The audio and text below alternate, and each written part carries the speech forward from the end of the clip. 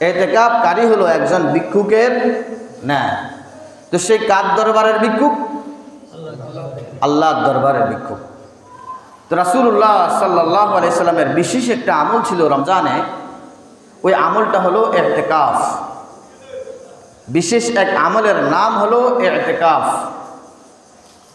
ইতিকাফ শব্দের আবিধানিক অর্থ হলো আবদ্ধ করা, নিজেকে কি করা? আবদ্ধ করা। কোথায় আবদ্ধ করব? মসজিদে, আল্লাহর ঘরে। আল্লাহর ঘরে বান্দা নিজেকে আবদ্ধ করে আল্লাহর সাথে সরাসরি ডাইরেক্ট কানেকশন করবে। এটা হলো ইতিকাফের আবিধানিক শব্দের অর্থ। ইসতিলাহি পরিভাষা কাকে বলে ইতিকাফ? 20 রমজান সূর্য ডুবার আগে নির্দিষ্ট নিয়তে নির্দিষ্ট মসজিদের আঙ্গিনায় আল্লাহকে রাজি খুশি করার জন্য আবদ্ধ হয়ে থাকা, এটার নাম হলো ইতিকাফ। কতক্ষণ পর্যন্ত? শাওয়ালের চাঁদ দেখার আগ মুহূর্ত পর্যন্ত। এই সময়টুকু সে নিজেকে আবদ্ধ করে রাখবে মসজিদের আঙ্গিনা, আল্লাহর ঘরে, আল্লাহর সাথে সরাসরি কানেকশন করবে। তো এই ইতিকাফ সম্পর্কে বিশ্বনবী মুহাম্মদ সাল্লাল্লাহু আলাইহি সাল্লাম একাধিক হাদিস এনেছেন সুসংবাদ হিসাবে, যে ইতিকাফকারী কি পাবে, ইতিকাফ কেন করতে হবে, ইতিকাফকারী পাবে কি, ইতিকাফ কেন করা জরুরি, এ নিয়ে রাসূলুল্লাহ সাল্লাল্লাহু আলাইহি সাল্লাম একাধিক হাদিস এনেছেন ইতিকাফের গুরুত্ব বুঝতে গিয়ে। আমি গতকালও ফাজাইলে আমল যখন পড়ছি, একটা কথা বলছিলাম, আমি ইতিকাফকারী হলো একটা ভিক্ষুকের ন্যায়। এটা আমি আমার ভাষা বলতেছি। ইতিকাফকারী হলো একজন ভিক্ষুকের ন্যায়। তো সেই কার দরবারের ভিক্ষুক? আল্লাহর দরবারের ভিক্ষুক। মনে করেন একজন ভিক্ষুক আপনার বাড়িতে আপনার দরজায় এসেছে, আপনার কাছে ভিক্ষা চাইতেছে, অথবা আপনার কাছে কোনো আবেদন করার জন্য সে আপনার বাড়িতে আসছে, কিন্তু ঘটনাক্রমে আপনি বাড়িতে নাই, অথবা আসেন দরজা বন্ধ। এখন ওই ভিক্ষুক একবার ডাকে, 2 বার ডাকে, 3 বার ডাকে, আপনি শোনেন না, দরজার ওপারে আছেন। ভিক্ষুক হাল ছাড়ছে না। ভিক্ষুকে বলতেছে, যতক্ষণ পর্যন্ত মালিকের সাথে আমার সাক্ষাৎ না হবে ততক্ষণ পর্যন্ত আমি মালিকের দরবার ছেড়ে যাব। এভাবে একদিন কেটে গেল, সন্ধ্যা ঘনিয়ে আসলো, রাতও কেটে গেল, পুরা রাত কেটে গেল। পরের দিন সকাল হয়ে গেল, মালিক ঘর থেকে বের হচ্ছে না। এভাবে থাকতে থাকতে একদিন থাকলো, 2 দিন থাকলো, 3 দিন থাকলো। আচ্ছা বলেন, মালিকের কোনো কাজ থাকে কি থাকে না? মালিক কতক্ষণ পর্যন্ত ঘরের ভিতরে বসে থাকবে?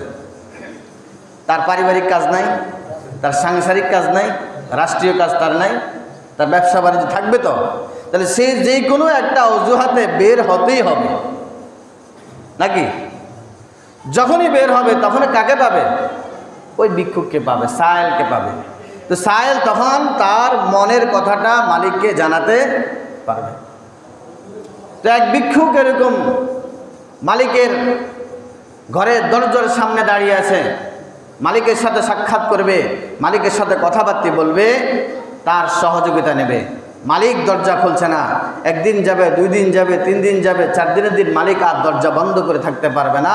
মালিক দরজা খুলবে আর ভিক্ষুকের সাথে সাক্ষাৎ হবে, তখন ভিক্ষুকের চাওয়া পাওয়াটা মালিক থেকে বুঝিয়ে নেবে। এটাই স্বাভাবিক।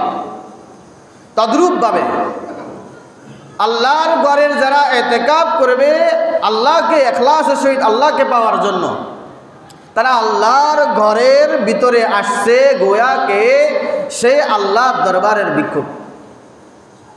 সে আল্লাহর কাছে আফল নিয়ে আসছে, আল্লাহ জীবনের সব কিছু এক সাইডে রাখি, তোমার দরবারে চলে আসছে, তোমার দরওয়াজার সামনে আমি চলে আসছি। সে ডাকতেছে, আজকে ডাকতেছে, আল্লাহ পাক সাড়া দিচ্ছে না, কালকে ডাকতেছে, আল্লাহ পাক সাড়া দিচ্ছে না, পরশুদিন ডাকতেছে, আল্লাহ পাক সাড়া দিচ্ছে না। কতক্ষণ পর্যন্ত আল্লাহ পাক সাড়া না দিয়ে থাকবে? সে তো প্রতিজ্ঞাবদ্ধ যে যতক্ষণ পর্যন্ত আমার মালিক আমার প্রশ্নের বা আমার জবাবের উত্তর না দিবে ততক্ষণ পর্যন্ত আমি এখান থেকে যাব। দুনিয়ার একটা সামান্য ধনাঢ্য ব্যক্তি যদি একদিন, 2 দিন, 3 দিন পরে 4 দিনের দিন সাহেলকে, ভিক্ষুককে তার প্রাপ্য বুঝিয়ে দিয়ে তার গন্তব্যস্থানে পৌঁছে দিতে পারে, আল্লাহ রাব্বুল আলামিন তো রাজাদিরাজ, রহমতের সাগর, যিনি দয়া করার জন্য সবসময় অপেক্ষমান, যিনি বান্দাকে মাগফিরাত করার জন্য সবসময় রেডি, যিনি বান্দাকে নাজাত দেওয়ার জন্য সবসময় রেডি, তো তিনি কি আমাকে আপনাকে ফিরিয়ে দিবেন?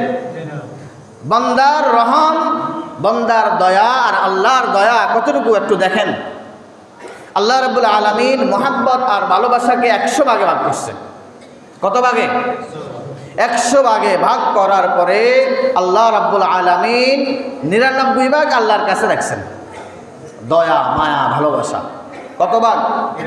99 ভাগ আল্লাহর কাছে আল্লাহ পাক রাখছেন। বাকি রয়েছে 1 ভাগ। এই 1 ভাগকে আবার আল্লাহ রাব্বুল আলামিন 100 ভাগে ভাগ করছেন।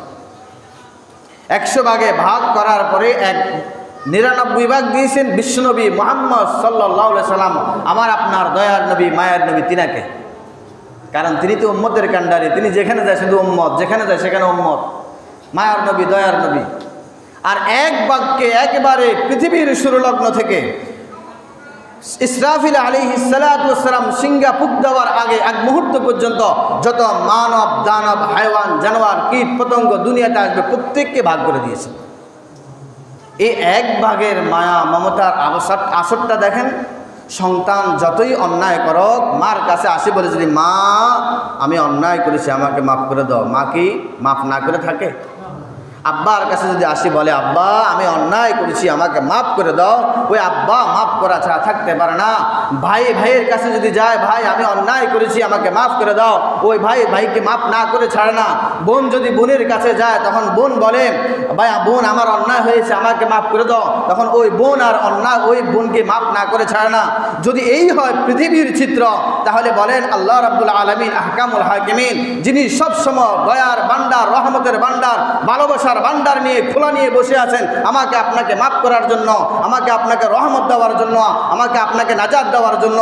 ওই আল্লাহর ঘরে এসে ভিক্ষুকের ন্যায় আল্লাহর কাছে চাওয়া মাত্র আল্লাহ রাব্বুল আলামিন ওই ইতিকাফকারী সমস্ত গুনাহ খাতাগুলা মাফ করে তাকে জান্নাতের মেহমান বানিয়ে দিয়েছে। এজন্যই ইতিকাফের তো পাওয়া, এজন্যই ইতিকাফের তো গুরুত্ব।